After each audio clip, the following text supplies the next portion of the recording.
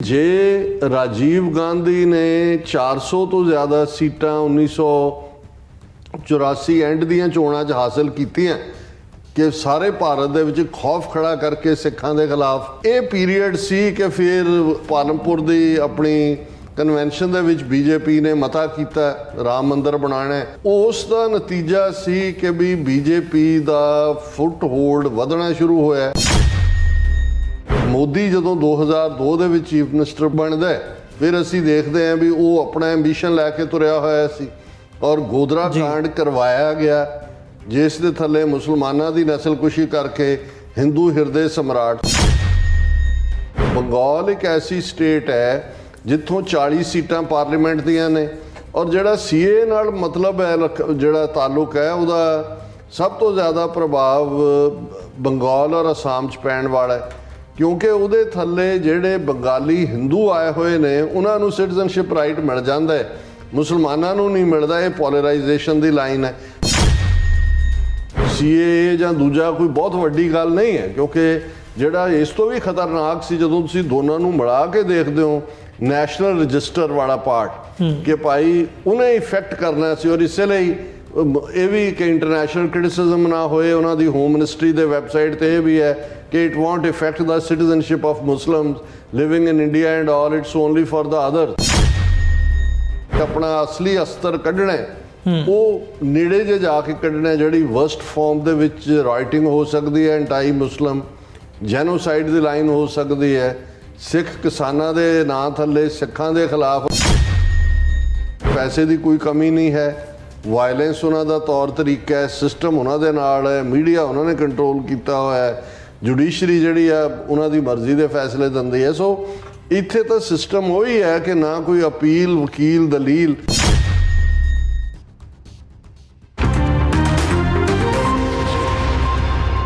Viewers, break ਤੋਂ ਬਾਅਦ ਤੁਹਾਡਾ ਸਾਰਿਆਂ ਦਾ ਸਵਾਗਤ ਹੈ। ਗੱਲਬਾਤ ਨੂੰ ਅੱਗੇ ਤੋਰਦੇ ਹਾਂ। ਡਾਕਟਰ ਸਾਹਿਬ, ਇਸੇ ਟੌਪਿਕ ਦੇ ਨਾਲ ਹੀ ਮਤਲਬ ਅਸੀਂ ਥੋੜ੍ਹਾ ਜਿਹਾ ਇਹਨੂੰ ਬਰੋਡਰ ਕੰਟੈਕਸਟ ਦੇ ਵਿੱਚ ਸਮਝਣ ਦਾ ਯਤਨ ਕਰੀਏ, ਸਾਡੇ ਦਰਸ਼ਕਾਂ ਦੇ ਲਈ ਵੀ ਅਤੇ ਸਾਡੇ ਲਈ। ਅਤੇ ਜਦੋਂ ਅਸੀਂ ਬੀਜੇਪੀ ਦੀ ਚੋਣ ਨੀਤੀ ਦੀ ਗੱਲ ਕਰਦੇ ਹਾਂ, ਮਤਲਬ ਇਹਦੇ ਵਿੱਚ ਇੱਕ ਫੈਕਟਰ ਨਹੀਂ ਹੈਗਾ ਜਾਂ ਇੱਕ ਲੇਅਰ ਨਹੀਂ ਹੈਗੀ ਜਿਹਦੇ 'ਤੇ ਕੰਮ ਕੀਤਾ ਜਾ ਰਿਹਾ, ਮਲਟੀਪਲ ਚੀਜ਼ਾਂ ਦੇ ਉੱਤੇ ਸਾਈਮਲਟੇਨੀਅਸਲੀ ਜਿਹੜਾ ਕੰਮ ਹੈ ਉਹ ਚੱਲ ਰਿਹਾ ਆ। ਤੁਸੀਂ ਅਲਾਇੰਸਿਸ ਦੀ ਗੱਲ ਕੀਤੀ ਹੈ ਵੀ ਵੱਖਰਿਆਂ ਸੂਬਿਆਂ ਦੇ ਵਿੱਚ ਜਿਹੜਾ ਇਹਨਾਂ ਦਾ NDA ਅਲਾਇੰਸ ਪਹਿਲਾਂ ਸੀ, ਉਸੇ ਦੇ ਥੱਲੇ ਮਤਲਬ ਹੁਣ ਸਾਰਿਆਂ ਦੇ ਨਾਲ ਕੋਈ ਰੁੱਸਿਆ ਉਹਨੂੰ ਮਨਾਉਣ ਦੀ ਲਾਈਨ ਹੈ। ਅਕਾਲੀਆਂ ਤੋਂ ਲੈ ਕੇ ਅਸੀਂ ਪੰਜਾਬ ਤੋਂ ਲੈ ਕੇ ਕਰਨਾਟਕਾ, ਕੇਰਲਾ ਤੱਕ ਦਾ ਜਦੋਂ ਦੇਖਦੇ ਹਾਂ, ਥਾਂ ਥਾਂ 'ਤੇ ਇਹ ਲਾਈਨ ਜਿਹੜੀ ਹੈ ਨਜ਼ਰ ਆ ਰਹੀ ਹੈ। ਸੋ ਬੀਜੇਪੀ ਦੇ ਜਿਹੜੇ ਆਪਣੇ ਏਜੰਡੇ ਦੀ ਨੀਤੀ ਹੁੰਦੀ ਹੈ, ਪੋਲਰਾਈਜੇਸ਼ਨ, ਧਰੁਵੀਕਰਨ, ਜਿਹੜੀ ਵੋਟ ਪੋਲੀਟਿਕਸ, ਜਾਟਾਂ ਤੋਂ ਲੈ ਕੇ ਜਿਹੜੀ ਕਾਸਟ ਸਿਸਟਮ ਦੀ ਪੋਲੀਟਿਕਸ ਹੈਗੀ ਹੈ, ਖਾਸ ਤੌਰ 'ਤੇ ਕਾਓ ਬੈਲਟ ਦੇ ਵਿੱਚ, ਉਹਨੂੰ ਵੀ ਫੁੱਲੀ ਐਕਸਪਲੋਇਟ ਕਰਨ ਦੀ ਲਾਈਨ ਹੈ। ਫਿਰ ਜਿਹੜਾ ਹੁਣ ਸਿਟੀਜ਼ਨਸ਼ਿਪ ਅਮੈਂਡਮੈਂਟ ਐਕਟ ਹੈ, ਇਹਦਾ ਜਿਹੜਾ ਐਲਾਨ ਕੀਤਾ ਆ, ਉਹਦੇ 'ਤੇ ਇੱਕ ਵੱਖਰੀ ਡਿਬੇਟ ਹੈਗੀ ਹੈ। ਧਾਰਾ 370 ਹਟਾਉਣ ਦਾ ਮੋਦੀ ਦੇ ਕਸ਼ਮੀਰ ਦੇ ਵਿੱਚ ਜਾ ਕੇ ਉੱਥੇ ਜਾ ਕੇ ਮਤਲਬ ਉਹ ਕੀਤਾ, ਉਹਨੂੰ ਪ੍ਰੈਜ਼ੈਂਟ ਕਰਨ ਦੀ ਨੀਤੀ ਹੈ। ਫਿਰ ਅਯੋਧਿਆ, ਰਾਮ ਮੰਦਿਰ ਜਾਂ ਜਿਹੜੀ ਹਿੰਦੂਤਵਾਦੀ ਲਾਈਨ ਹੈ ਉਹ ਤਾਂ ਆਲਰੇਡੀ ਚੱਲ ਰਹੀ ਹੈ, ਉਹ ਉਨੀ ਵੱਡੀ ਨਹੀਂ ਬਣੀ ਜਿੰਨਾ ਮੈਂ ਸਮਝਦਾ ਵੀ ਉਹ ਦੇਖਦੇ ਸੀ ਵੀ ਸ਼ਾਇਦ ਇਸੇ ਦੇ ਥੱਲੇ ਅਸੀਂ ਸਾਰਾ ਕੁਝ ਲੈ ਜਾਵਾਂਗੇ। ਸੋ ਹੁਣ ਮਲਟੀਪਲ ਜਿਹੜੇ ਐਵਨਿਊਜ਼ ਨੇ ਉਹ ਖੋਲ੍ਹੇ ਹੋਏ ਨੇ। ਥੋੜ੍ਹਾ ਜਿਹਾ ਉਹ ਦੱਸੋ ਜਾਂ ਉਹ ਸਮਝਾਓ ਕਿ ਕਿਹੜੀਆਂ ਕਿਹੜੀਆਂ ਨੀਤੀਆਂ ਇਸ ਵਕਤ ਇਨ ਪਲੇ ਹੈਗੀਆਂ ਨੇ ਬੀਜੇਪੀ ਦੀ ਜਿਹੜੀ ਇਹ ਲੋਕ ਸਭਾ ਇਲੈਕਸ਼ਨ ਦੇ ਲਈ। ਦੇਖੋ, ਇਸ ਤਾਂ ਕੋਈ ਸ਼ੱਕ ਨਹੀਂ ਹੈ ਕਿ ਜਿਹੜੀਆਂ ਟਰੂ ਜਮਹੂਰੀਅਤਾਂ ਜਾਂ ਡੈਮੋਕਰੇਸੀਜ਼ ਵੀ ਨੇ, ਜਿਨ੍ਹਾਂ 'ਚ ਅਸੀਂ ਵੈਸਟਰਨ ਡੈਮੋਕਰੇਸੀ ਜਾਂ ਈਵਨ ਅਮਰੀਕਨ ਸਿਸਟਮ ਦੀ ਗੱਲ ਕਰੀਏ, ਉਹਨਾਂ ਦੇ ਵਿੱਚ ਵੀ ਇੱਕ ਇਹ ਜਿਹੜੀ ਸ਼ੋਮੈਨਸ਼ਿਪ ਹੈ ਜਾਂ ਕਿਹੜਾ ਇਸ਼ੂ ਇਲੈਕਸ਼ਨ ਤੋਂ ਠੀਕ ਪਹਿਲਾਂ ਵੋਟਾਂ ਤੋਂ ਹਾਈਲਾਈਟ ਹੋ ਜਾਂਦਾ ਹੈ, ਉਹ ਪ੍ਰਭਾਵਿਤ ਕਰਦਾ ਹੈ ਡਿਸੀਜਨ ਮੇਕਿੰਗ ਨੂੰ ਕਿ ਵੋਟਰ ਨੇ ਕਿਸ ਪਾਸੇ ਜਾਣਾ। ਇਹੀ ਕਾਰਨ ਹੈ ਕਿ ਬ੍ਰਿਟਨ ਦੇ ਇੱਕ ਲਾਰਡ ਨੇ ਇੱਕ ਵਾਰ ਕਿਹਾ ਸੀ ਕਿ 24 hours is too long a time in politics, ਕਿਉਂਕਿ ਅਖੀਰਲੇ ਦਿਨਾਂ ਦੇ ਵਿੱਚ ਵੀ ਕਈ ਵਾਰ ਪਹਿਲੀ ਸਟੇਜ ਦੇ ਉੱਤੇ ਹਵਾ ਕਿਸੇ ਹੋਰ ਦੀ ਬਣੀ ਹੁੰਦੀ ਹੈ, ਲੇਕਿਨ ਅਚਾਨਕ ਕੋਈ ਐਸਾ ਵਾਕਿਆ ਆ ਜਾਂਦਾ ਹੈ ਜਿਹਦੇ ਥੱਲੇ ਐਗਜ਼ਿਸਟਿੰਗ ਸਟਰਕਚਰ ਨੂੰ ਕ੍ਰੈਡਿਟ ਜਾਂ ਡਿਸਕ੍ਰੈਡਿਟ ਈਦਰ ਵੇ ਕਿਤੇ ਵੀ ਉਹਨਾਂ ਦੇ ਖਾਤੇ 'ਚ ਪੈ ਜਾਏ ਔਰ ਟ੍ਰੈਂਡ ਉਸ ਕਿਸਮ ਦਾ ਬਣ ਜਾਂਦਾ।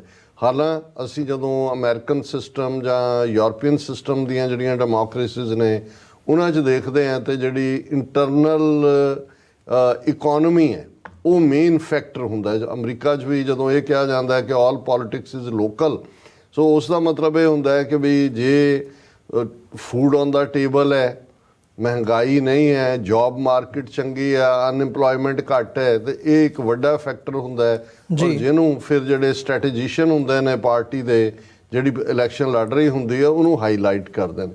ਸੈਕੰਡਲੀ, ਅਮਰੀਕਾ ਜਾਂ ਵੈਸਟ ਦੇ ਹਵਾਲੇ ਨਾਲ ਅਸੀਂ ਦੇਖਦੇ ਹਾਂ ਕਿ ਜੇ ਬੇਲੋੜੀਆਂ ਜੰਗਾਂ ਸ਼ੁਰੂ ਕੀਤੀਆਂ ਹੋਣ, ਔਰ ਉਹਦੇ 'ਚ ਵੀ ਜਿਵੇਂ ਵੀਅਤਨਾਮ ਜੰਗ ਸੀ, ਡਰਾਫਟਿੰਗ ਹੋਏ ਕਿ ਫੋਰਸਫੁਲੀ ਹਰ 18 ਸਾਲ ਤੋਂ ਉੱਪਰ ਵਾਲੇ ਨੂੰ ਸਰਵ ਕਰਨਾ ਪਏਗਾ, ਉਹ ਉਦੋਂ ਫੋਰਨ ਪਾਲਿਸੀ ਜਿਹੜੀ ਹੈ ਉਹ ਡਿਸਟ੍ਰੈਸਫੁਲ ਹੁੰਦੀ ਹੈ, ਉਹ ਡਿਸਟ੍ਰੈਸਿੰਗ ਹੁੰਦੀ ਹੈ, ਔਰ ਉਹ ਵੀ ਪ੍ਰਭਾਵਿਤ ਕਰਦੀ ਹੈ। ਔਰ ਉਦੋਂ ਜਿਵੇਂ ਇੱਕ ਮੂਵਮੈਂਟ ਖੜੀ ਹੋਈ ਅਮਰੀਕਾ 'ਚ ਕਿ ਜੀ ਵਾਪਸ ਲਿਆਓ, ਐਂਡ ਕਰੋ ਵੀਅਤਨਾਮ ਵਾਰ ਨੂੰ, ਔਰ ਜਿਹੜੇ ਨੇ ਉਹਨੂੰ ਡਰਾਫਟ ਨੂੰ ਡੌਜ ਕਰਕੇ ਖੱਬੇ ਸੱਜੇ ਨਿਕਲ ਰਹੇ ਸੀ, ਇਹ ਵੀ ਪ੍ਰਭਾਵਿਤ ਕਰਦੇ।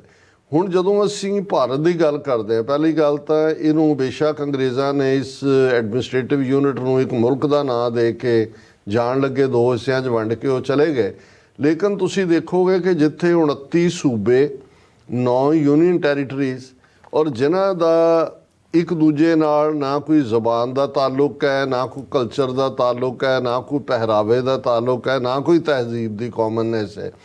ਔਰ ਇਹਦੇ 'ਚ ਕੋਈ ਸ਼ੱਕ ਨਹੀਂ ਹੈ ਕਿ ਜੇ ਹਿੰਦੂ ਤਵੀਆਂ ਨੇ, ਕਿਉਂਕਿ ਜੇ ਅਸੀਂ 2024 ਦੀਆਂ ਇਲੈਕਸ਼ਨਾਂ ਜਿਹਦੇ ਲਈ ਇਹ ਸਾਰੀ ਸਟ੍ਰੈਟਜੀ, ਪੋਲਰਾਈਜੇਸ਼ਨ ਔਰ ਇਹ ਸਾਰੇ ਦਾ ਹੋ ਰਿਹਾ ਜ਼ਿਕਰ, ਉਹ ਤਾਂ ਪਾਰਲੀਮੈਂਟ ਦੇ ਦੀਆਂ ਚੋਣਾਂ ਨੂੰ ਜਿੱਤਣਾ ਜੀ। ਔਰ ਉਹਦੇ ਲਈ ਸਾਡੇ ਲਈ ਜਿਹੜੇ ਕੰਪੈਰੀਟਿਵ ਮਾਡਲ ਹੈ, ਤੇ ਅਸੀਂ 2014 ਔਰ 2019 ਦੋਨਾਂ ਦਾ ਜ਼ਿਕਰ ਕਰਾਂਗੇ, ਕਿਉਂਕਿ ਉਹੀ ਹਕੂਮਤ ਹੈ ਜਿਹੜੀ ਆਪਣੀ 3rd ਟਰਮ ਜਿਹੜੀ ਹੈ ਉਹ ਹੁਣ ਲੈਣਾ ਚਾਹੁੰਦੀ ਜੀ। ਹੁਣ 2014 ਤੱਕ, ਹਾਲਾਂਕਿ 2004 ਤੋਂ 2014 ਤੱਕ 10 ਸਾਲ ਮਨਮੋਹਨ ਸਿੰਘ ਦੀ ਹਕੂਮਤ ਰਹੀ, ਔਰ ਇਹਦੇ 'ਚ ਉਹਨਾਂ ਦੇ ਜਿਹੜੇ ਸਵਾਰਨ ਐਨੀਮੀ ਵੀ ਹੋਣਗੇ ਕਾਂਗਰਸ ਦੇ, ਉਹ ਵੀ ਇਸ ਗੱਲ ਨੂੰ ਐਡਮਿਟ ਕਰਦੇ ਨੇ ਕਿ ਭਾਈ ਉਹ ਇੱਕ ਇਮਾਨਦਾਰ ਚਿਹਰਾ ਹੀ ਨਹੀਂ ਸੀ। ਉਸ ਨੇ ਮੁਲਕ ਦੀ ਇਕੋਨਮੀ ਨੂੰ, ਕਿਉਂਕਿ ਮਨਮੋਹਨ ਸਿੰਘ ਦਾ ਸਫ਼ਰ ਕੋਈ 2004 ਤੋਂ ਸ਼ੁਰੂ ਨਹੀਂ ਸੀ ਹੋਇਆ, ਉਸ ਦਾ ਸਫ਼ਰ 1991-92 ਦੇ ਵਿੱਚ ਜਦੋਂ as a finance minister Narasimha Rao the cabinet ਦੇ ਵਿੱਚ ਜਿਹੜਾ, ਔਰ ਇਹ ਉਹ ਪੀਰੀਅਡ ਸੀ ਕਿ ਭਾਰਤ ਇੰਨਾ ਕਰਜ਼ਾਈ ਹੋ ਚੁੱਕਾ ਸੀ, ਦੁਨੀਆ ਦੇ ਵਿੱਚ ਮੈਕਸੀਕੋ ਔਰ ਬ੍ਰਾਜ਼ੀਲ ਤੋਂ ਬਾਅਦ ਤੀਸਰਾ ਵਰਸਟ ਡੈਟਰ ਸੀ, ਉਹਦੇ ਤੇ ਕਰਜ਼ ਸੀ। ਔਰ ਚੰਦਰ ਸ਼ੇਖਰ ਦੀ ਹਕੂਮਤ ਵੇਲੇ ਜਿਹੜਾ ਉਹ ਕਿੰਨੇ ਟਨ ਸੋਨਾ ਜਿਹੜਾ ਉਹਨਾਂ ਨੂੰ ਫਲਾਈ ਕਰਕੇ ਲੰਡਨ ਲਿਆਉਣਾ ਪਿਆ ਸੀ ਟੂ ਪੇ ਬੈਕ ਦਾ ਥਿੰਗ, ਔਰ ਉਹਨਾਂ ਦੀ ਈਵਨ ਫੋਰਨ ਐਕਸਚੇਂਜ ਰਿਜ਼ਰਵ ਜਿਹੜੀ ਹੈ ਉਹ $5-6 ਬਿਲੀਅਨ ਤੋਂ ਜ਼ਿਆਦਾ ਨਹੀਂ ਸੀ। ਹੁਣ ਇਹ ਮਨਮੋਹਨ ਸਿੰਘ ਮਾਸਟਰਮਾਈਂਡ ਸੀ, ਜਿਹਨੇ ਮਨਟੇਕ ਸਿੰਘ ਆਹਲੂਵਾਲੀਆ ਤਾਂ ਬਾਅਦ 'ਚ ਉਹਦੀ ਕੈਬਨਿਟ 'ਚ ਆਇਆ, ਪਰ ਉਸ ਪੀਰੀਅਡ ਦੇ ਵਿੱਚ ਨਰਸਿਮਹਾ ਰਾਓ ਦੀ ਪੂਰੀ ਬੈਕਿੰਗ ਸੀ ਕਿ ਭਾਈ ਜੋ ਵੀ, ਔਰ ਇਹ ਜਿਹੜੀ ਸੋਸ਼ਲਿਸਟ ਸਟਾਈਲ ਸੈਂਟਰ ਹੈਜਮੈਨਿਕ ਕੰਟਰੋਲ ਵਾਲੀ ਇਕੋਨਮੀ ਸੀ, ਇੰਸਪੈਕਟਰ ਰਾਜ ਜਿਹਨੂੰ ਕਿਹਾ ਜਾਂਦਾ ਸੀ, ਉਹਨੂੰ ਪਾਸੇ ਕਰਕੇ ਮਨਮੋਹਨ ਸਿੰਘ ਨੇ ਲਿਬਰਲ ਇਕੋਨਮੀ ਨੂੰ ਐਨਕਰੇਜ ਕੀਤਾ। ਇਸ ਕਿਸਮ ਦੇ ਲਾਅ ਬਣਾਏ, ਡਾਇਰੈਕਟ ਫੋਰਨ ਇਨਵੈਸਟਮੈਂਟ ਜਿਹੜੀ DFI ਦੇ ਥੱਲੇ ਕਿ ਲੈਸ ਦੈਨ 50% ਜਿਹੜਾ ਉਹ ਇਨਵੈਸਟ ਕਰ ਸਕਦੇ ਨੇ। ਫਿਰ ਇਹ ਹੋਇਆ ਕਿ 51% ਸ਼ੇਅਰ ਇੰਡੀਅਨ ਕੈਪੀਟਲਿਸਟ ਦੇ ਨੇ, 49% ਬਾਹਰਲੀ ਇਨਵੈਸਟਮੈਂਟ ਦੇ ਨੇ। ਸੋ ਉਹ ਇੱਕ ਹੌਲੀ ਗੇਮ ਚੇਂਜਰ ਹੁੰਦੇ ਆ। ਜਦੋਂ ਤੱਕ ਅਸੀਂ 2004 'ਚ ਦੇਖਦੇ ਹਾਂ ਮਨਮੋਹਨ ਸਿੰਘ ਦਾ ਪੀਰੀਅਡ, ਤੇ 10 ਸਾਲ ਦਾ ਪੀਰੀਅਡ ਉਹ ਪੀਰੀਅਡ ਹੈ ਕਿ ਜਿੱਥੇ ਭਾਰਤ ਦੀ ਜਿਹੜੀ ਐਨੂਅਲ ਗਰੋਥ ਰੇਟ ਹੈ, ਉਹਨਾਂ ਦੀ GDP ਹੈ, ਉਹਨਾਂ ਦਾ ਇਕਨੋਮਿਕਲ ਰਾਈਜ਼ ਹੈ, ਉਹ ਦੁਨੀਆ ਦੇ ਵਿੱਚ ਜਿਹੜੀਆਂ ਫਾਸਟੈਸਟ ਗਰੋਇੰਗ ਇਕੋਨਮੀ ਸੀ ਉਸ ਦੇ ਵਿੱਚ ਭਾਰਤ ਦਾ ਸ਼ੁਮਾਰ ਹੋਇਆ। ਉਹਨਾਂ ਦਾ ਫੋਰਨ ਐਕਸਚੇਂਜ ਦਾ ਖਜ਼ਾਨਾ ਵੀ ਭਰਿਆ ਗਿਆ। ਉਹੀ ਪੀਰੀਅਡ ਸੀ ਕਿ ਮਲਟੀਨੈਸ਼ਨਲ ਕੰਪਨੀਆਂ ਵੀ ਗਈਆਂ, ਕਿਉਂਕਿ ਆਲਰੇਡੀ ਜਿਹਨੂੰ ਰਿਫਾਰਮ ਕਿਹਾ ਜਾਂਦਾ ਹੈ ਫਾਈਨੈਂਸ਼ੀਅਲ ਵਰਲਡ ਦਾ, ਉਹ ਹੋ ਚੁੱਕਾ ਸੀ। ਹੁਣ ਹੁੰਦਾ ਇਹ ਹੈ ਵੀ ਜਦੋਂ ਮਲਟੀਨੈਸ਼ਨਲ ਆਉਂਦੀਆਂ ਨੇ, ਔਰ ਉਹੀ ਜਿਹੜੀ ਡੀਲ ਕਦੇ ਕਰੋੜਾਂ 'ਚ ਹੁੰਦੀ ਸੀ ਅਰਬਾਂ 'ਚ ਚਲੀ ਗਈ। IT ਸੈਕਟਰ ਵੀ ਆ ਗਿਆ, ਉਹ ਟੈਲੀਗ੍ਰਾਫਿਕ, ਕਮਿਊਨੀਕੇਸ਼ਨ, ਸੈਟੇਲਾਈਟ, ਇਹ ਉਹ ਸਾਰੇ ਆ ਗਏ, ਤੇ ਜ਼ਾਹਰ ਹੈ ਉਹਦੇ ਨਾਲ ਕਰਪਸ਼ਨ ਵੀ ਆਣੀ ਸੀ, ਮਲਟੀਨੈਸ਼ਨਲਸ ਨੇ ਜਾਂ ਦੂਜਾ ਕੀਤਾ। ਹੁਣ ਉਦੋਂ ਤੱਕ BJP ਜਿਹੜਾ ਸਾਹ ਸਤ, ਕਿਉਂਕਿ ਇਸ ਗੱਲ ਦਾ ਧਿਆਨ ਰਹੇ ਕਿ ਆਲਰੇਡੀ ਇੱਕ ਫੁੱਲ ਟਰਮ BJP ਨੂੰ 1998-99 ਤੋਂ ਲੈ ਕੇ 2004 ਤੱਕ ਮਿਲ ਚੁੱਕੀ ਸੀ। ਭਾਵੇਂ ਉਹ ਵੀ ਕੋਲੀਸ਼ਨ ਗਵਰਨਮੈਂਟ ਸੀ, ਪਰ ਵਾਜਪਾਈ ਸੀ, ਔਰ ਉਹ ਜੋ ਵੀ ਇਹਨਾਂ ਦੀਆਂ ਨੀਤੀ। ਹੁਣ ਇੱਕ ਟਰਮ ਤੋਂ ਬਾਅਦ ਜਿਹੜਾ ਹਾਰੇ ਔਰ ਉਦੋਂ ਵੀ ਬੜਾ ਪ੍ਰੋਪੇਗੈਂਡਾ ਸੀ, ਸ਼ਾਈਨਿੰਗ ਇੰਡੀਆ, ਫਲਾਣਾ ਇੰਡੀਆ, ਗਲੋਬਲ ਪਾਵਰ, ਔਰ ਸਲੋਗਨ ਇਹ ਸੀ ਕਿ 2025 ਤੱਕ ਅਸੀਂ ਚੀਨ ਨੂੰ ਪਿੱਛੇ ਛੱਡ ਜਾਾਂਗੇ, 2050 ਤੱਕ ਅਸੀਂ ਅਮਰੀਕਾ ਨੂੰ ਪਿੱਛੇ ਛੱਡ ਜਾਾਂਗੇ। ਔਰ ਫੋਰਨ ਕੰਪਨੀਆਂ ਹਾਇਰ ਕਰਕੇ ਉਹਨਾਂ ਨੇ ਆਪਣਾ ਇਲੈਕਸ਼ਨ ਪ੍ਰੋਪੇਗੈਂਡਾ ਕੀਤਾ, ਪਰ ਉਹ ਗੱਲ ਚੱਲੀ ਨਹੀਂ।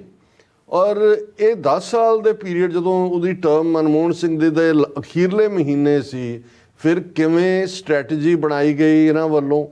ਉਸ ਤੋਂ ਪਹਿਲਾਂ ਹੀ 1992-93 ਦੇ ਪੀਰੀਅਡ ਜਦੋਂ ਮਨਮੋਹਨ ਸਿੰਘ ਦੀ ਹਕੂਮਤ, ਨਰਸਿਮਹਾ ਰਾਓ ਦੀ ਹਕੂਮਤ ਸੀ, ਇਹ ਬਾਬਰੀ ਮਸਜਿਦ ਢਾਹ ਕੇ ਰਾਮ ਮੰਦਰ ਵਾਲਾ ਮਤਾ, ਇਹ ਕਦੇ ਵੀ RSS ਦੇ ਏਜੰਟ, ਤੁਸੀਂ ਸਾਰੀ RSS ਦੀ ਹਿਸਟਰੀ 1925 ਤੋਂ 1992 ਤੱਕ ਦੇਖ ਲਓ, ਇਹ ਨਾ ਕਿਤੇ ਪਾਰਟੀ ਸੀਗੇ, ਨਾ ਕੋਈ ਲੀਗਲ ਕੇਸ ਸੀ, ਨਾ ਇਹਨਾਂ ਦਾ ਕੋਈ ਮਤਾ ਸੀ, ਨਾ ਇਹਨਾਂ ਦਾ ਕੋਈ ਰਿਜ਼ੋਲਵ ਸੀ ਮੰਦਰ ਬਣਾਉਣ ਦਾ ਜੀ। ਪਰ ਇਹ ਇਹਨਾਂ ਨੂੰ ਉਦੋਂ ਹੀ ਰਿਅਲਾਈਜ਼ ਹੋ ਗਿਆ 1984 ਤੋਂ ਬਾਅਦ, ਪੋਲਰਾਈਜੇਸ਼ਨ ਦੀ ਲਾਈਨ, ਜਿਹੜਾ ਲਫ਼ਜ਼ ਤੁਸੀਂ ਇਸਤੇਮਾਲ ਕੀਤਾ ਹੈ, ਕਿ ਜੇ ਰਾਜੀਵ ਗਾਂਧੀ ਨੇ 400 ਤੋਂ ਜ਼ਿਆਦਾ ਸੀਟਾਂ 1984 ਐਂਡ ਦੀਆਂ ਚੋਣਾਂ 'ਚ ਹਾਸਲ ਕੀਤੀਆਂ, ਕਿ ਸਾਰੇ ਭਾਰਤ ਦੇ ਵਿੱਚ ਖੌਫ ਖੜਾ ਕਰਕੇ ਸਿੱਖਾਂ ਦੇ ਖਿਲਾਫ, ਟੋਟਲ ਇੰਦਰਾ ਗਾਂਧੀ ਨੂੰ ਦੁਰਗਾ ਬਣਾ ਕੇ, ਔਰ ਉਸ ਨੂੰ ਜਿਹੜਾ ਭਾਰਤ ਨੂੰ ਇਕੱਠਾ ਰੱਖਣ ਦਾ ਕ੍ਰੈਡਿਟ ਦਿੰਦੇ ਆ, ਤਾਂ ਉਹਨਾਂ ਨੂੰ ਲੱਗਾ ਕਿ ਵੀ ਇਹੀ ਇੱਕ ਤਰੀਕਾ ਹੈ ਵੀ ਅਸੀਂ ਇਕਨੋਮਿਕਲ ਫਰੰਟ ਤੇ ਤਾਂ ਇਹਨਾਂ ਦੇ ਨਾਲ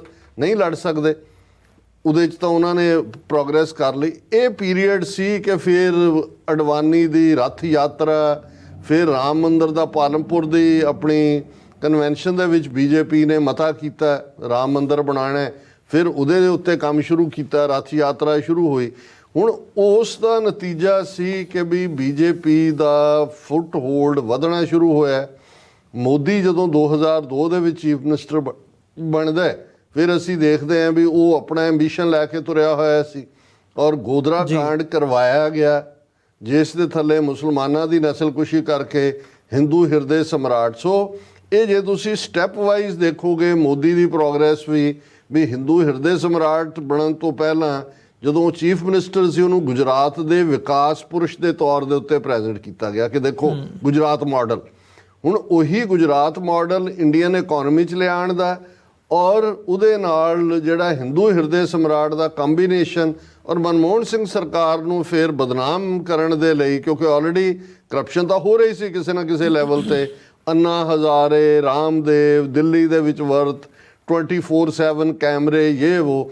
ਸੋ 2014 ਤੱਕ ਚੱਲਦੇ ਬਲੈਕ ਮਨੀ, ਕਿ ਜੀ ਸਵਿਸ ਬੈਂਕਾਂ ਜੇ ਉਹ, ਤੁਸੀਂ ਜੇ 2014 ਦਾ ਇਹਨਾਂ ਦਾ ਮੈਨੀਫੈਸਟੋ ਦੇਖੋ, ਸੋ ਉਹਦੇ 'ਚ ਵੀ ਇਹ ਆਰਟੀਕਲ 370 ਜਾਂ ਯੂਨੀਫਾਰਮ ਸਿਵਲ ਕੋਡ, ਕਿ ਜੀ ਮੁਸਲਮਾਨਾਂ ਦਾ ਕਿਉਂ ਅੱਡ ਪਰਸਨਲ ਲਾਅ ਹੈ, ਇਹ ਵੀ ਸੀ। ਲੇਕਿਨ ਉਭਾਰਿਆ ਗਿਆ ਮਨਮੋਹਨ ਸਿੰਘ ਸਰਕਾਰ ਦੀ ਕਰਪਸ਼ਨ ਨੂੰ, ਔਰ ਨਾ ਮੈਂ ਖਾਊਂਗਾ ਨਾ ਖਾਣੇ ਦੂੰਗਾ, ਜੇ ਤੁਸੀਂ ਇਹਦੇ ਉਹ ਜੁਮਲਾਬਾਜ਼ੀ ਸਾਰੀ ਦੇਖੋ, ਉਹਦੇ 'ਚ ਉਹਨਾਂ ਨੇ 2014 ਦੀਆਂ ਚੋਣਾਂ ਦੇ ਵਿੱਚ ਐਬਸੋਲੂਟ ਮੈਜੋਰਿਟੀ ਆਪਣੇ ਸਿਰ ਦੇ ਉੱਤੇ ਲੈ ਲਈ।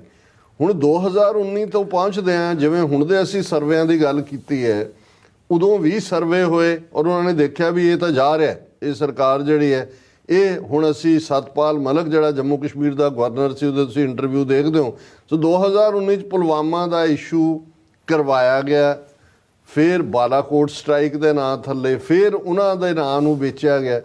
ਹੁਣ ਜਦੋਂ ਕਿ ਅਗੇਨ ਬੇਸ਼ੱਕ ਇਹਨਾਂ ਨੇ ਪ੍ਰਾਣ ਪ੍ਰਤਿਸ਼ਠਾ ਰਾਮ ਮੰਦਰ ਦੇ ਨਾਂ ਥੱਲੇ ਆਰਟੀਕਲ 370 4 ਸਾਲ ਪਹਿਲਾਂ ਖਤਮ ਕੀਤਾ, ਉਹਦੇ ਨਾਂ ਥੱਲੇ CAA ਜਿਹੜਾ ਉਹਨਾਂ ਨੇ ਬੇਸ਼ੱਕ ਪਹਿਲਾਂ ਜਿਹੜਾ ਉਹ 4 ਸਾਲ ਤੋਂ ਪਾਸ ਹੋਇਆ ਸੀ, ਉਹਦੇ ਨਿਯਮ ਅਜੇ ਲਾਗੂ ਨਹੀਂ ਸੀ ਕੀਤੇ। ਹੁਣ ਕਿਉਂਕਿ ਬੰਗਾਲ ਇੱਕ ਐਸੀ ਸਟੇਟ ਹੈ ਜਿੱਥੋਂ 40 ਸੀਟਾਂ ਪਾਰਲੀਮੈਂਟ ਦੀਆਂ ਨੇ, ਔਰ ਜਿਹੜਾ CAA ਨਾਲ ਮਤਲਬ ਹੈ, ਜਿਹੜਾ ਤਾਲੁਕ ਹੈ, ਉਹਦਾ ਸਭ ਤੋਂ ਜ਼ਿਆਦਾ ਪ੍ਰਭਾਵ ਬੰਗਾਲ ਔਰ ਅਸਾਮ 'ਚ ਪੈਣ ਵਾਲਾ ਹੈ, ਕਿਉਂਕਿ ਉਹਦੇ ਥੱਲੇ ਜਿਹੜੇ ਬੰਗਾਲੀ ਹਿੰਦੂ ਆਏ ਹੋਏ ਨੇ ਉਹਨਾਂ ਨੂੰ ਸਿਟੀਜ਼ਨਸ਼ਿਪ ਰਾਈਟ ਮਿਲ ਜਾਂਦਾ ਹੈ, ਮੁਸਲਮਾਨਾਂ ਨੂੰ ਨਹੀਂ ਮਿਲਦਾ। ਇਹ ਪੋਲਰਾਈਜੇਸ਼ਨ ਦੀ ਲਾਈਨ ਹੈ। ਸੋ ਕੁੱਲ ਮਿਲਾ ਕੇ ਜਦੋਂ ਅਸੀਂ ਇਹਨਾਂ ਸਾਰਿਆਂ ਨੂੰ ਦੇਖਦੇ ਹਾਂ, ਇਹਨਾਂ ਦੀ ਇਲੈਕਸ਼ਨ ਸਟ੍ਰੈਟਜੀ, ਇਹ ਟੁਗੈਦਰਨੈਸ ਦੇ ਨਾਲ ਵੀ ਇਹਨਾਂ ਨੂੰ ਅਜੇ ਮੈਨੂੰ ਲੱਗਦਾ ਵੀ ਜਿਹੜਾ ਇਹਨਾਂ ਨੇ, ਜਿਹਨੂੰ ਉਹ ਰਾਮ ਬਾਣ ਕਹਿੰਦੇ ਨੇ, ਅਲਟੀਮੇਟਲੀ ਆਪਣਾ ਅਸਲੀ ਅਸਤਰ ਕੱਢਣਾ, ਉਹ ਨੇੜੇ ਜੇ ਜਾ ਕੇ ਕੱਢਣਾ, ਜਿਹੜੀ ਵਰਸਟ ਫਾਰਮ ਦੇ ਵਿੱਚ ਰਾਈਟਿੰਗ ਹੋ ਸਕਦੀ ਹੈ, ਐਂਟਾਈ ਮੁਸਲਿਮ ਜੈਨੋਸਾਈਡ ਦੀ ਲਾਈਨ ਹੋ ਸਕਦੀ ਹੈ, ਸਿੱਖ ਕਿਸਾਨਾਂ ਦੇ ਨਾਂ ਥੱਲੇ ਸਿੱਖਾਂ ਦੇ ਖਿਲਾਫ, ਔਰ ਅੱਜ ਵੀ ਜਦੋਂ ਅਸੀਂ ਇਹ ਗੱਲ ਕਰ ਰਹੇ ਹਾਂ ਵੀ ਇੱਕ ਪਾਸੇ ਹਰਿਆਣੇ 'ਚ ਇਹ ਨੌਟੰਕੀ ਚੱਲ ਰਹੀ ਹੈ, ਪਰ ਉਹਨਾਂ ਦੀਆਂ NSA ਟੀਮਾਂ ਨੇ ਪੰਜਾਬ, ਹਰਿਆਣਾ, ਚੰਡੀਗੜ੍ਹ 30 ਤੋਂ ਜ਼ਿਆਦਾ ਥਾਵਾਂ ਦੇ ਉੱਤੇ ਛਾਪਾਮਾਰੀ ਕਰਕੇ ਘਰਾਂ 'ਚੋਂ ਨੌਜਵਾਨ ਚੁੱਕੇ ਹੋਏ ਨੇ, ਗੈਂਗਸਟਰ ਨੈਕਸਸ ਕਹਿਣ ਦੇ ਨਾਂ ਥੱਲੇ। ਸੋ ਟਰਾਂਸਨੈਸ਼ਨਲ ਰਿਪਰੈਸ਼ਨ ਤੋਂ ਅਸੀਂ ਵਾਕਿਫ ਹਾਂ ਕਿ ਭਾਈ ਇਹ ਸਾਰਾ ਪਾਰਟ ਕਿਵੇਂ ਕੀਤਾ ਜਾ ਰਿਹਾ। ਸੋ ਇਹਦੇ 'ਚ ਕੋਈ ਦੋ ਰਾਵਾਂ ਨਹੀਂ ਨੇ ਕਿ ਇਹਨਾਂ ਦੇ ਲਈ, ਜਿਹਨੂੰ ਅੰਗਰੇਜ਼ੀ ਦੀ ਐਕਸਪ੍ਰੈਸ਼ਨ ਬਾਈ ਹੁੱਕ ਔਰ ਬਾਈ ਕਰੁੱਕ ਹੈ, ਇਹਨਾਂ ਨੇ ਪਾਵਰ, ਔਰ ਫਿਰ ਜੇ ਤੁਸੀਂ ਉਹਨਾਂ ਦੀਆਂ ਮਸ਼ੀਨਾਂ ਦੀ ਗੱਲ ਕਰੋ, EVM ਹੀ ਹੈ ਜੀ, ਜ਼ਿੰਦਾਬਾਦ। ਉਹ ਹੁਣ ਇੱਕ ਇਹ ਵੀ ਮੰਗ ਉੱਠ ਰਹੀ ਹੈ ਕਿ ਵੀ ਕਿਸ ਲਿਹਾਜ਼ ਨਾਲ ਜਿਹੜਾ ਈਵਨ EVM ਵਾਲੇ ਤੋਂ ਛੁਟਕਾਰਾ ਪਾਇਆ ਜਾਏ। ਸੁਪਰੀਮ ਕੋਰਟ ਜੁਡੀਸ਼ਰੀ ਇਹਨਾਂ ਨੇ ਆਪਣੇ ਕਾਬੂ 'ਚ ਕੀਤੀ ਹੋਈ ਹੈ ਕਿਉਂਕਿ ਉਸ ਦੇ ਉੱਤੇ, ਪਰ ਨਾਲ ਦੀ ਨਾਲ ਇਲੈਕਟਰਲ ਬੌਂਡਸ ਦਾ ਇਸ਼ੂ ਵੀ ਆ ਗਿਆ ਹੈ। ਉਸ ਦੇ ਨਾਲ ਜਿਹੜਾ ਹੈ ਉਹ CAA ਨੂੰ ਉਹਦੇ ਨਿਯਮ ਲਾਗੂ ਕਰਨ ਦੀ ਗੱਲ ਆ ਗਈ। ਸੋ ਜਿਹੜਾ ਨੈਗੇਟਿਵ ਆ ਰਿਹਾ, ਜਿਵੇਂ ਇਲੈਕਟਰਲ ਬੌਂਡਸ ਇਹਨਾਂ ਦੇ ਖਿਲਾਫ ਜਾਂਦਾ ਇਸ਼ੂ, ਉਹਦੇ ਥੱਲੇ ਹੀ ਉਹਨਾਂ ਨੇ ਹਰਿਆਣੇ ਵਾਲੇ ਇਸ਼ੂ ਦੇ ਥੱਲੇ ਤੁਸੀਂ ਦੇਖੋਗੇ ਹੁਣ ਅੱਜ ਸਟੇਟ ਬੈਂਕ ਆਫ ਇੰਡੀਆ ਨੇ ਚੋਣ ਕਮਿਸ਼ਨ ਨੂੰ ਉਹ ਸਾਰੀ ਲਿਸਟ ਦੇ ਦਿੱਤੀ ਹੈ ਜਿਹੜਾ 18,000 ਕਰੋੜ ਕੇ ਕਿਹਨੂੰ ਕਿੰਨਾ ਗਿਆ ਜੀ, ਔਰ ਸੋਰਸ ਕੀ ਹੈ। ਜਦੋਂ ਅਸੀਂ ਦੇਖਾਂਗੇ ਕਿ ਸੋਰਸ ਦੇ ਵਿੱਚ ਇਹ 2 ਦਿਨਾਂ ਦੇ ਵਿੱਚ ਉਹਨਾਂ ਦੇ ਵੈਬਸਾਈਟ ਤੇ ਆ ਜਾਏਗੀ ਇਲੈਕਸ਼ਨ ਕਮਿਸ਼ਨ ਦੇ, ਉਦੋਂ ਇਹ ਪਤਾ ਲੱਗੇਗਾ ਕਿ ਭਾਈ ਇਹਦੇ 'ਚ ਕਿਹੜੀ ਅੰਬਾਨੀ ਦੀ, ਕਿਹੜੀ ਅਡਾਨੀ ਦੀ ਸ਼ੈਲ ਕੰਪਨੀਆਂ ਨੇ, ਕੋਈ ਮੌਰੀਸ਼ੀਅਸ 'ਚ ਰਜਿਸਟਰ ਕਰਾਈ ਹੋਈ ਹੈ, ਕੋਈ ਵਰਜਨ ਆਈਲੈਂਡ 'ਚ ਕਰਾਈ ਹੋਈ ਹੈ, ਕਿਸੇ ਹੋਰ 'ਚ ਕਰਾਈ ਹੋਈ ਹੈ, ਔਰ ਕਿਵੇਂ ਉਹਦੇ ਰਾਹੀਂ ਇਹਨਾਂ ਨੂੰ ਫੰਡਿੰਗ ਕੀਤੀ ਗਈ ਹੈ। ਸੋ ਇਹ ਕਿਸੇ ਹੱਦ ਤੱਕ ਵੀ ਜਾਣਗੇ। ਇਹ ਤਾਂ CAA ਜਾਂ ਦੂਜਾ ਕੋਈ ਬਹੁਤ ਵੱਡੀ ਗੱਲ ਨਹੀਂ ਹੈ, ਕਿਉਂਕਿ ਜਿਹੜਾ ਇਸ ਤੋਂ ਵੀ ਖਤਰਨਾਕ ਸੀ ਜਦੋਂ ਤੁਸੀਂ ਦੋਨਾਂ ਨੂੰ ਮਿਲਾ ਕੇ ਦੇਖਦੇ ਹੋ, ਨੈਸ਼ਨਲ ਰਜਿਸਟਰ ਵਾਲਾ ਪਾਰਟ, ਕਿ ਭਾਈ ਉਹਨੇ ਇਫੈਕਟ ਕਰਨਾ ਸੀ। ਔਰ ਇਸੇ ਲਈ ਇਹ ਵੀ ਕਿ ਇੰਟਰਨੈਸ਼ਨਲ ਕ੍ਰਿਟਿਸਿਜ਼ਮ ਨਾ ਹੋਏ, ਉਹਨਾਂ ਦੀ ਹੋਮ ਮਿਨਿਸਟਰੀ ਦੇ ਵੈਬਸਾਈਟ ਤੇ ਇਹ ਵੀ ਹੈ ਕਿ it won't effect the citizenship of Muslims living in India and all, it's only for the others. ਹਾਲਾਂਕਿ ਇਹ ਬੇਸਿਕਲੀ 200 ਤੋਂ ਜ਼ਿਆਦਾ ਪਟੀਸ਼ਨਾਂ ਸੁਪਰੀਮ ਕੋਰਟ ਦੇ ਸਾਹਮਣੇ ਪਈਆਂ ਹੋਈਆਂ ਨੇ CAA ਦੇ ਖਿਲਾਫ, ਉਹਦੇ ਤੇ ਬੈਠਾ ਹੈ ਸੁਪਰੀਮ ਕੋਰਟ। ਸੋ ਕੁੱਲ ਮਿਲਾ ਕੇ ਇਹ ਜਿਹੜੀਆਂ ਆਉਣ ਵਾਲੀਆਂ 2024 ਦੀਆਂ ਇਲੈਕਸ਼ਨਾਂ ਹੋਣਗੀਆਂ, ਇਹ ਇਹਨਾਂ ਦੇ ਵਿੱਚ ਵੱਡੇ ਪੈਮਾਨੇ ਤੇ ਹੇਰਾਫੇਰੀ ਵੀ ਹੋਏਗੀ। ਹੁਣ ਜੇ ਚੀਫ ਇਲੈਕਸ਼ਨ ਕਮਿਸ਼ਨਰ ਦੇ 2 ਕਮਿਸ਼ਨਰ, ਇੱਕ ਪਹਿਲਾਂ ਹੀ ਨਹੀਂ ਸੀ, ਇੱਕ ਅਰੋੜਾ ਜਿਹਨੂੰ ਇਹਨਾਂ ਨੇ ਵਿਦਨ 72 ਆਵਰਸ ਮੋਦੀ ਦਾ ਹੀ ਬੰਦਾ ਸੀ ਬਣਾਇਆ, ਉਹ ਜੇ ਰਿਜ਼ਾਈਨ ਕਰ ਗਿਆ, ਹਾਲਾਂਕਿ ਉਹਨੇ ਪ੍ਰਮੋਟ ਹੋਣਾ ਸੀ, ਚੀਫ ਇਲੈਕਸ਼ਨ ਕਮਿਸ਼ਨਰ ਬਣਨਾ ਸੀ, ਟਰਮ ਉਹਦੀ 2027 ਤੱਕ ਸੀ। ਸੋ ਅੰਦਰ ਕੀ ਕੁੱਖ ਹੋ ਰਿਹਾ ਹੈ, ਕਿਸ ਕਿਸਮ ਦੇ ਪ੍ਰੈਸ਼ਰ ਬਿਲਟ ਹੋ ਰਹੇ ਨੇ, ਕੀ ਹੋਏਗਾ ਇਹਨਾਂ ਪੀਰੀਅਡ ਦੇ ਵਿੱਚ, ਇਸ ਨੂੰ ਦੇਖ ਕੇ ਕਈ ਵਾਰ ਖੌਫ ਵੀ ਹੁੰਦਾ ਹੈ ਕਿ ਵੀ ਇਹ ਜਿਹੜਾ ਉਹਨਾਂ ਦੇ ਲਈ ਜੇ ਉਹਨਾਂ ਦਾ ਹੋਰ ਕੋਈ ਨਾ ਚੱਲਿਆ ਤੇ ਫਿਰ ਸਿੱਖ ਮੁਸਲਮਾਨ ਇਹ ਤਾਂ ਸਟੈਟਿਕ ਡਕਸ ਵਾਂਗ ਨੇ, ਇਹਨਾਂ ਨੂੰ ਜਿਹੜਾ ਆਧਾਰ ਬਣਾ ਕੇ ਇਹ ਅਲਟੀਮੇਟਲੀ ਟੋਟਲੀ ਜਿਹੜੀ ਹੈ ਉਹ ਇਸ ਇਲੈਕਸ਼ਨ ਨੂੰ ਜਿਹੜਾ ਉਹ ਜਿੱਤਣ ਦੇ ਲਈ ਕੋਈ ਵੀ ਜਿਹੜਾ ਉਹ ਹੀਲਾ ਕਰਨਗੇ। ਇਹ ਗੱਲ ਬਿਲਕੁਲ ਸਪਸ਼ਟ ਹੈ। ਜੀ ਡਾਕਟਰ ਸਾਹਿਬ, ਤੇ ਜਿਹੜਾ ਵਿਰੋਧੀ ਧਿਰਾਂ ਦਾ ਪਾਰਟ ਹੈਗਾ, ਹੁਣ ਇੰਡੀਆ ਬਲਾਕ ਦੀ ਗੱਲ ਹੁੰਦੀ ਹੈ, ਨਿਤੀਸ਼ ਕੁਮਾਰ ਕਿਵੇਂ ਉਹ ਹੋਇਆ, ਜਾਂ ਉਹਨਾਂ ਦੇ ਪਿੱਛੇ ਕਿਸੇ ਦੇ ਪਿੱਛੇ NSA ਤੋਂ ਲੈ ਕੇ ਜਿਹੜੇ ਸਾਰੇ ਟੈਕਟਿਕਸ ਹੈਗੇ ਨੇ, ਏਜੰਸੀਆਂ ਨੇ, ਉਹ ਪਾਈਆਂ ਗਈਆਂ ਨੇ, ਤੇ ED ਤੋਂ ਲੈ ਕੇ। ਸੋ ਇਹਦੇ ਥੱਲੇ ਇੰਡੀਆ ਬਲਾਕ ਜਾਂ ਕਾਂਗਰਸ ਪਾਰਟੀ ਦਾ ਜੇ ਦੇਖਣਾ ਹੋਵੇ, ਤੁਹਾਨੂੰ ਲੱਗਦਾ ਵੀ ਉਹ ਮੋਦੀ ਦੇ ਸਾਹਮਣੇ ਇਸ ਵਕਤ ਕੋਈ ਉਹਨਾਂ ਦਾ ਸਟੇਟਸ ਹੈਗਾ, ਜਾਂ ਇੱਕ ਬਦਲ ਦੇ ਤੌਰ ਤੇ ਉਹ ਪੇਸ਼ ਹੋ ਸਕਦੇ ਆਉਣ ਵਾਲੇ ਸਮੇਂ ਦੇ ਵਿੱਚ? ਕਿਉਂਕਿ ਇਹਨਾਂ ਦੀ ਤਾਂ ਗੱਲ ਅਸੀਂ ਕਰ ਲਈ ਹੈ, ਜਿਸ ਕਿਸਮ ਦੀ ਨੀਤੀ ਵੀ ਚੱਲ ਰਹੀ ਹੈ ਤੇ ਜੋ ਇਹ ਕਰ ਸਕਦੇ ਆ, ਤੇ ਜਿਸ ਕਿਸਮ ਦਾ ਗਲਬਾ ਹੈਗਾ ਆਲਰੇਡੀ। ਸੋ ਜਿਹੜੀਆਂ ਵਿਰੋਧੀ ਧਿਰਾਂ ਨੇ ਉਹਨਾਂ ਨੂੰ ਕਿੱਥੇ ਖੜਾ ਦੇਖਦੇ ਹੋ? ਦੇਖੋ, ਵੈਸੇ ਤਾਂ ਮੈਂ ਹਮੇਸ਼ਾ ਐਸੇ ਮੌਕੇ ਮਿਸਟਰ ਨਿਰਾਦ ਚੌਧਰੀ, ਜਿਹੜੇ ਬੰਗਾਲੀ ਰਾਈਟਰ, UK 'ਚ ਉਹਨਾਂ ਨੇ ਜ਼ਿੰਦਗੀ ਗੁਜ਼ਾਰੀ, ਆਲਮੋਸਟ 99 ਸਾਲ ਦੀ ਉਮਰ 'ਚ ਉਹਨਾਂ ਦੀ ਡੈਥ ਹੋਈ। ਉਹਨਾਂ ਦੀ ਇੱਕ ਕੋਟ ਹੈ ਕਿ every Indian is genetically corrupt. So ਉਹਨਾਂ ਦਾ ਜਿਹੜਾ DNA ਹੈ ਉਸ ਦੇ ਵਿੱਚ ਹੀ ਭ੍ਰਿਸ਼ਟਾਚਾਰ ਪਿਆ ਹੋਇਆ, ਉਸ ਦੇ ਵਿੱਚ ਹੀ ਕਰਪਸ਼ਨ ਪਈ ਹੋਈ ਹੈ।